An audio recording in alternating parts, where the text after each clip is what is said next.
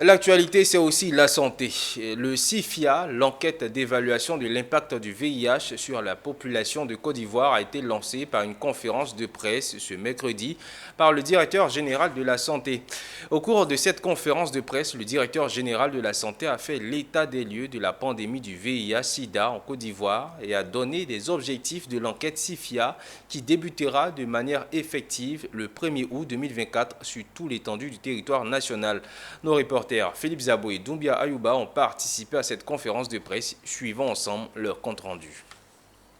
Les chiffres du VIH-Sida ne sont plus alarmants. Le taux de prévalence en Côte d'Ivoire est passé de 4,7 en 2010 à 1,82 en 2023. Sur le même temps, on a observé une baisse de 70% de décès dus au sida avec une réduction de 66% des nouvelles infections.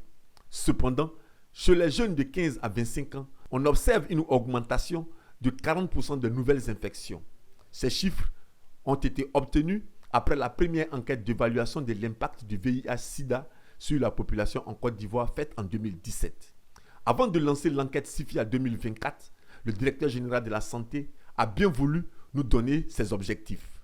Les résultats du premier CIFIA ont servi de base pour l'élaboration du plan stratégique national de lutte contre le VIH, les IST 2021-2025.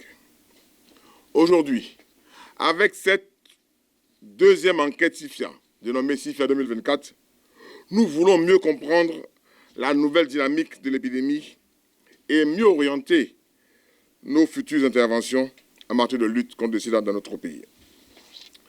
Raison pour laquelle le gouvernement ivoirien réalise avec l'appui de ses partenaires, notamment le gouvernement américain, cette nouvelle enquête CIFIA 2024.